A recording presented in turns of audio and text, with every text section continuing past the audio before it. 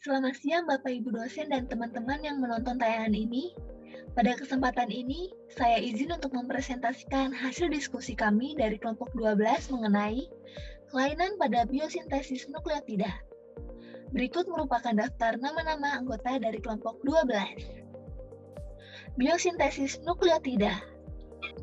Nukleotida purin dan pirimidin disintesis melalui dua jalur, yaitu jalur de novo dan jalur salvage. Pada jalur de novo, basa-basa nukleotida disusun dari senyawa yang lebih sederhana. Pada pembentukan basa pirimidin secara de novo, kerangkanya disusun terlebih dahulu untuk kemudian digabungkan dengan gula ribosa. Sebaliknya, pada pembentukan basa purin, sintesisnya berlangsung satu bagian per satu bagian langsung ke struktur dasar ribosa. Pada jalur salvage, basa yang telah terbentuk digunakan kembali dan digabungkan dengan satu unit ribosa. Hampir semua organisme mengintesis purin dan pirimidin secara de novo. Namun, banyak juga yang memperoleh purin dan pirimidin melalui jalur salvage dari makanan dan proses degradasi. Gula ribosa pada nukleotida menghasilkan energi, tetapi basa purin dan pirimidin tidak demikian. Sintesis nukleotida merupakan target yang lebih baik dalam mencari obat anti kanker maupun antibakteri. Berikut merupakan jalur biosintesis nukleotida. Yang pertama ada jalur salvage. Pada jalur salvage, sintesis nukleotida dengan daur ulang dari basa bebas atau nukleotida yang dilepaskan dari pemecahan asam nukleat. Selanjutnya ada jalur de novo. Pada jalur de novo, sintesis nukleotida dimulai dengan prekursor metaboliknya, yaitu asam amino, ribosa 5-fosfat, karbon dioksida, dan unit 1 karbon. Selanjutnya kita akan membahas tentang penyakit dan mekanismenya. Sintesis asam urat. Nukleotida pada adenin mengalami degradasi sehingga terbentuk hiposastin dan guanin menghasilkan sustin.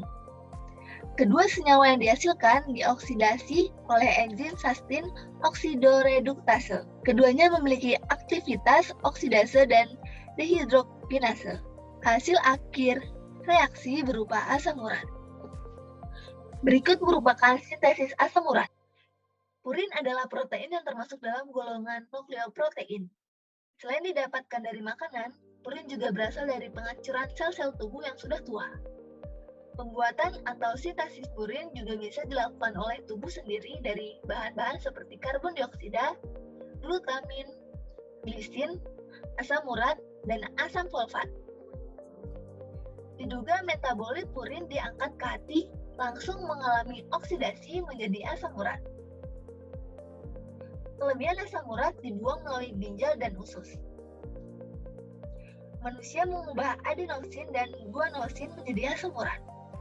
Adenosin mula-mula diubah menjadi inosin oleh adenosin deaminase. Kadar asam urat dalam darah yang tinggi dapat menyebabkan hiperurikemia. Untuk menurunkan kadar asam urat dalam darah, digunakan senyawa allopurinol, analog dari purin. Allopurinol bekerja dengan cara menghambat kinerja enzim xantin oksidase, sehingga asam urat yang dibentuk dari xantin akan dihambat. Akibat reaksi tersebut, terjadi penumpukan hipoksantin dan xantin, sehingga keduanya masuk ke dalam jalur salvage. Penyebab dari asam urat adalah karena produksi asam urat berlebih akibat peningkatan kecepatan biosintesis purin dari asam amino untuk membentuk inti sel DNA dan RNA yang disebabkan oleh kelainan produksi enzim, yaitu kekurangan enzim hipoksantin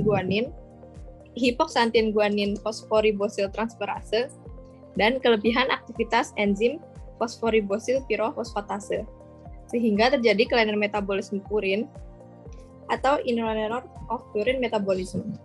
Kekurangan enzim HGPRT dapat menyebabkan akumulasi PRPP dan penggunaan enzim PRPP untuk inhibisi umpan balik menurun, sehingga semua hipoksantin akan digunakan untuk memproduksi asam urat. Selain itu, aktivitas berlebih enzim PRPP akan menyebabkan pembentukan nukleotida asam guanilat dan adenilat diaminase menurun, sehingga menstimulasi proses inhibisi umpan balik yang akibatnya meningkatkan proses pembentukan asam urat.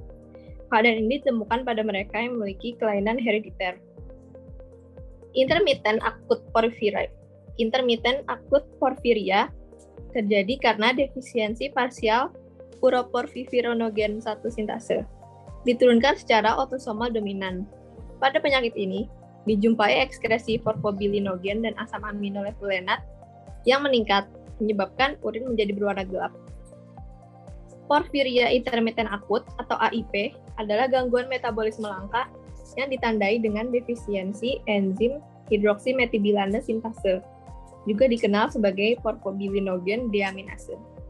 Kurangan enzim ini dapat mengakibatkan akumulasi prekursor porfirin beracun dalam tubuh. Mekanismenya adalah AIP merupakan salah satu porfiria hepatik, di mana hepar merupakan sumber metabolit biosintesis hematoksik.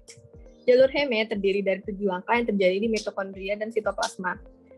Pada langkah pertama, substrat suksinil-CoA dan glisin digunakan oleh aminolevulinik acid sintase untuk mensintesis asam aminolevulinat.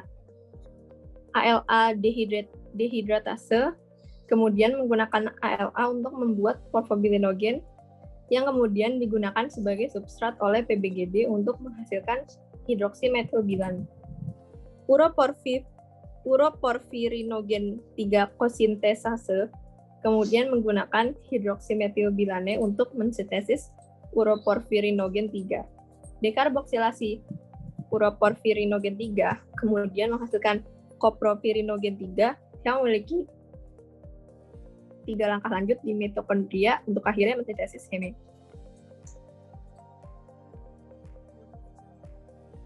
Sekian presentasi dari kelompok kami.